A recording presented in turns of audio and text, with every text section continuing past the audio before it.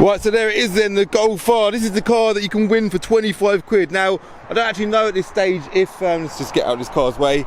I don't actually know at this stage if all of the tickets are sold, because this video is being filmed a week before the day that it goes live, so who knows. But someone is going to win this car for just 25 quid. Now, a question that I am commonly getting asked is, what car am I getting next? And it's something that I'm obviously very excited about. So today's video is going to be solely, I'm by the motorway, by the way, Toddington Services. It's a bit noisy, sorry about that. But yeah, today's video is going to be solely about talking about what car I'm getting next, all right?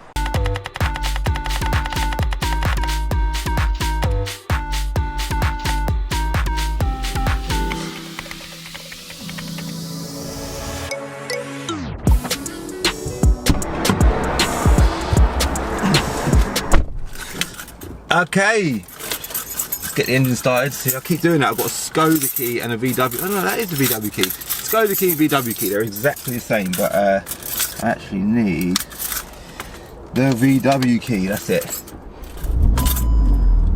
Right, first job is, I've got a bit of a journey to do and I need fuel. So there is actually a Shell garage at this service station, so let me go stick some fuel in first, yeah?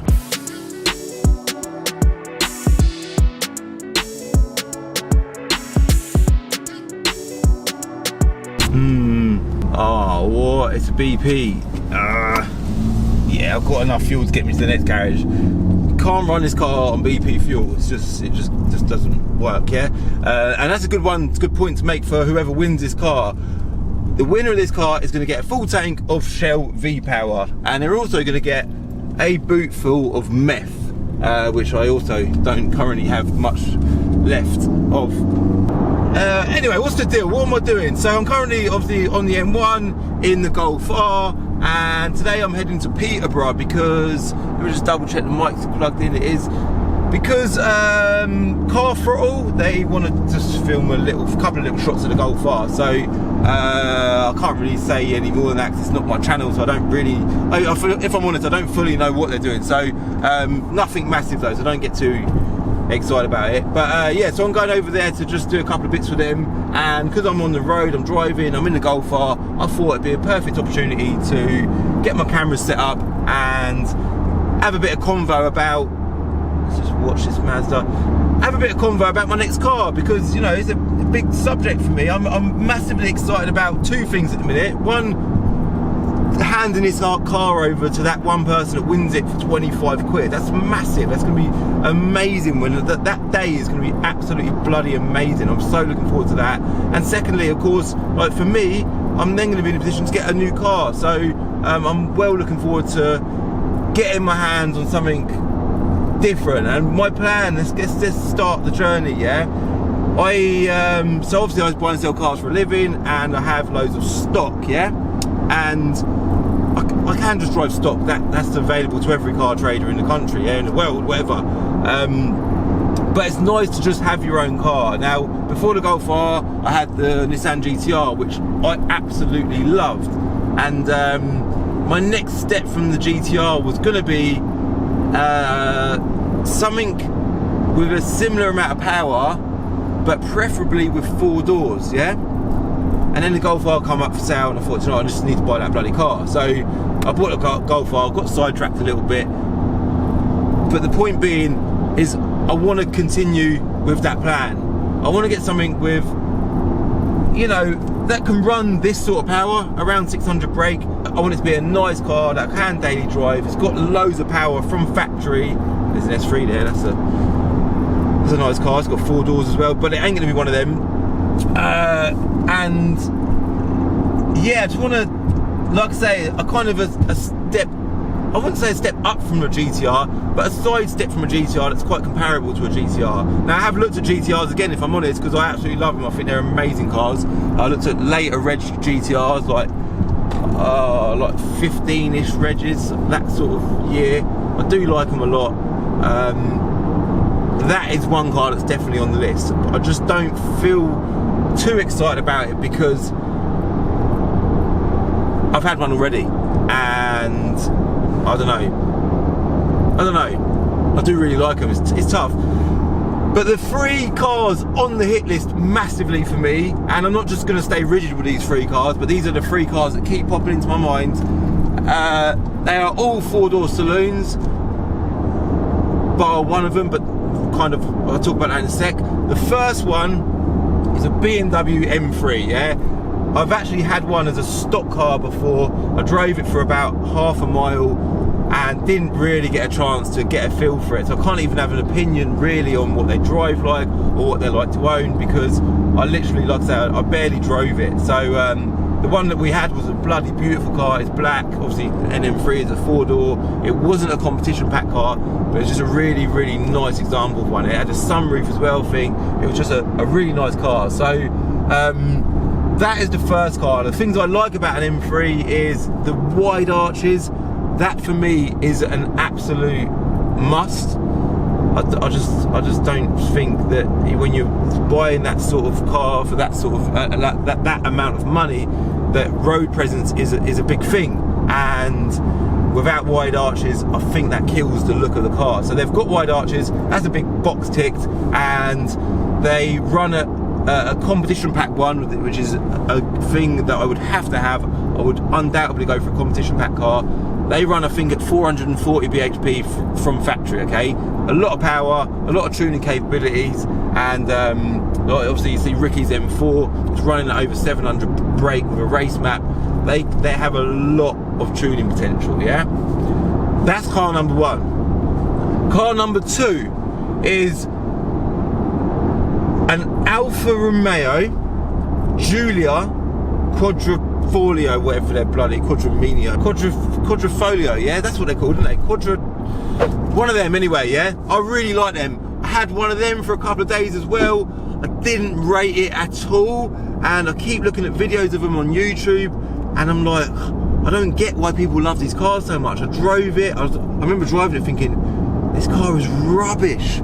That sounds bad, I know, and I'm the only person that I know of that's driven one of them cars that's got that opinion. So I really, really want to get myself back in the driver's seat of one of them cars, because I think visually they are absolutely beautiful looking cars. So, and strangely enough, as crazy as it might sound, visuals to me are extremely important. I do enjoy looking at a car as much as I do enjoy driving it. I love a good looking car, and with BMW M3s in particular, I think that they are one of the most attractive cars on the road. I think they're bloody beautiful. So likewise the Alphas, they've got that bold sort of wide stance. I like them little wheels that they have. I don't know what size they are, but they look quite small and they look really sort of race-like. I love that about them. The whole sort of Ferrari derived background, that's quite appealing as well. And like I said, they are highly rated as well. People love them, and there's a lot to be said about one of them Alphas. So I definitely want to get myself in driver's seat of one of them. And they do run from factory, I think, at 510 bhp. So massive stock power, loads of tuning potential again, and they do tick all them boxes, and they're a 4-door saloon. So great choice of car. I'm getting off here.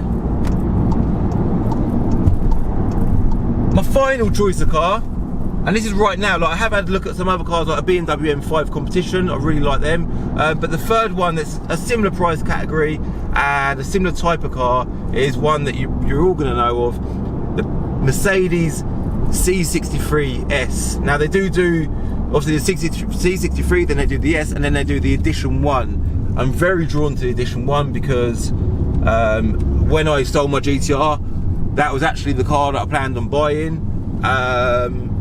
But obviously I bought the Golf and blah de blah. Now I'm back in a position again to buy my own car. Go on, I'll let you go. If you want to go in front of me, go for it in your little Lexus. Let's just drink some of that. I am massively drawn to them again. Like, I really am. I think they're very good looking. They're a V8 bi-turbo. Yeah, that's like an extra 2 cylinders over the other 2 cars. The BMW's a 6-cylinder. The Alpha's a 6-cylinder. Mercedes a V8. That's really appealing to me because it's just a stupid bloody powerhouse under your bonnet. And I can't say that I've ever got into the whole AMG thing. The AMG crowd is a big crowd. that brand's got a huge following. I've never really owned any any AMGs really worth talking about. I mean, I've got the CLS55 AMG at the minute, but that's an older car. But nothing really new or modern. And I do rate AMG cars. I possibly feel like could be the time to get one. The things that I like, well, I said about the things that I like about the C63 is obviously the V8 engine. The other thing I really like about the C63 is the interior. Out of all the three cars, the C63 has got by far the most attractive, most comfortable, the most desirable interior, without a doubt. It's so good. The seats look amazing. Competition pack M3 seats look really good. But C63 seats are just a bloody joke. They just look so good.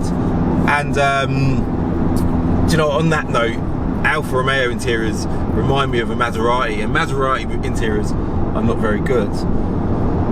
So, but yeah, that's the two big things that I'm really drawn to with the C63, the interior and the engine. The one thing that I really hate, literally hate about, and I never use the word hate, it's a strong word, don't like to use it, it's very negative to use that word. But one thing I literally hate about a C63 is the fact that it doesn't have wide arches at the rear. I think it's a bloody joke. Mercedes have massively cut a corner there. If you buy a coupe, the coupes have got wide arches at the rear. If you look at a coupe, the stance they've got is amazing, they look beautiful. But if you buy a bloody saloon, which a lot of people would want a saloon, they don't have wide arches at the rear. I just think that's a little bit unacceptable. So a lot of pros and cons with all three cars. Very, very comparable cars, and it is an extremely difficult decision to make. They're all similarly priced, as in they're all in the region of sort of 40 to 45,000 pounds. I think the C63 is a little bit more, but yeah, that's generally what I'm looking at. So if you've got any other ideas what you think I should buy, if you've got anything that you think, oh Calvin, you should go for one of these, I would consider, ironically, although I do really want a four-door, I would consider a C63 S Edition 1 coupe. The coupe thing will definitely annoy me, but bear it on, I say it all the time, I've got Kai, he's my little boy. I like to be able to just pick him up and have a back door. Little luxuries like that are just quite simple really, but you know, I want that as an option. So but I think Edition 1 C63 S, sorry, I think Edition 1 C63 S coupes look unbelievably good, but I then feel like C63 S Edition 1 coupe is comparable to a Nissan GTR, because it is a coupe, and I think that maybe I'd possibly prefer to have a GTR over one of them. I'm not sure. But yeah, that's pretty much the summary. Let's just get in front of this lorry. That's pretty much a summary of my way of thinking with the whole next car thing. So what my plan to do is, what I plan on doing is, I think I'm going to speak to some dealers, like Mercedes, maybe Mercedes main dealer, and see if I can borrow a C63 S for a couple of days. Try and borrow each one of the cars off of some random people for a couple of days, because I want to get a good feel for each one of them. I don't want to just go out and buy one. I do want to do some content on all three before I've owned them, because when you own a car and when you don't own a car, you tend to have a different opinion on it, and I think that's quite a valuable thing. And yeah, I want to have just experiment with the three, a couple of days in each, do a couple of videos on them, and obviously get some feedback from you lot, see what you think. You might have some other ideas for cars as well. I'm curious to know if you think there's anything else that you think I should get. I'm open, I'm not rigid on any one car. I'm very drawn to all three, and one, again, a pro that I hadn't talked about with the Alfa is no one's really bought an Alfa and done content on it, and I think it would be quite an interesting thing to do on YouTube, and like being quite open and honest, I think that for me, that this car is going to be for two things. It's going to be for me personally, for Calvin to run around in as his daily car, but secondly for content. You know, I'm going to be doing a lot of stuff about it, so yeah, that's a huge factor. So let me know your thoughts, let me know if you've got any ideas, get some comments going below, let me know what you think to all three cars, which one would you go for.